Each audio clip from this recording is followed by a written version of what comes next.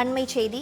விநாயகர் சதுர்த்தியை முன்னிட்டு சென்னையின் பல்வேறு பகுதிகளில் வைக்கப்பட்ட விநாயகர் சிலைகள் நேற்றைய தினம் கரைக்கப்பட்ட நிலையில் அதன் பாகங்கள் சென்னை மெரினா கடற்கரையில் ஒதுங்கியிருப்பதாகவும் அவற்றை அப்புறப்படுத்தும் பணியானது ஆமி வேகத்தில் நடந்து வருவதாகவும் குற்றச்சாட்டானது எழுந்திருக்கின்றது. அது குறித்தான காட்சிகளை தற்பொழுது நாம் பார்த்துக் கொண்டிருக்கிறோம்.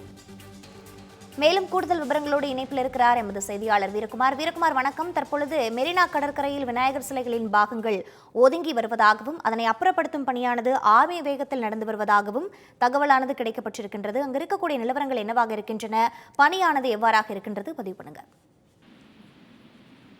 வணக்கம் பிரீதா. விநாயகர் சதுர்த்தி கொண்டாடப்பட்டு 7 நாட்கள் கழித்து நேற்றைய தினத்துல விநாயகர் சிலைகளை சென்னை முழுவதும் வைக்கப்பட்டிருந்த பல்வேறு இடங்கள்ல இருந்து ஊர்வலமாக ஆடி பாடி எடுத்துட்டு வந்து சென்னை மெரினா கடற்கரை, பட்டினப்பாக்கம் கடற்கரை, பெசன்ட் நகர் கடற்கரை உள்ளிட்ட முக்கியமான கடற்கரைகள்ல காவல்துறையோட பாதுகாப்போடு ஊர்வலமாக எடுத்து வந்து கரைச்சாங்க. இந்த நிலையில நேற்று கரைத்த சிலைகளினுடைய உதிரி பாகங்கள் இன்று காலையில கடற்கரையில ஒதுங்கி இருக்கு. குறிப்பா நேற்று எடுத்துட்டு வந்த அந்த விநாயகர் சிலைகள் வைக்கப்பட்டிருந்த கட்டைகள் மற்றும் கம்புகள், அதோடு விநாயகர் சிலைகள் மேல் இருந்த பூ மாலைகள் மற்றும் அதில் வைக்கப்பட்டிருந்த உதிரி பாகங்கள் கடற்கரையில் கரையாமல் வெளியே வந்திருக்கிறது.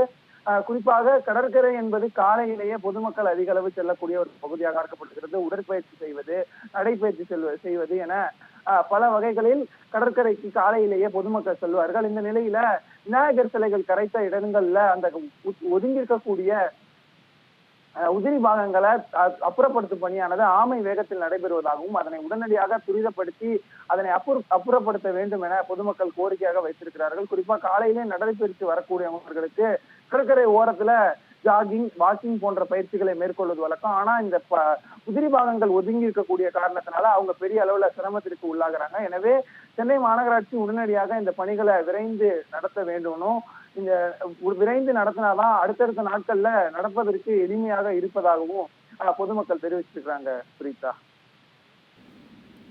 விவரங்களையும் காட்சிகளையும் வழங்கியமைக்கு நன்றி வீரகுமார்.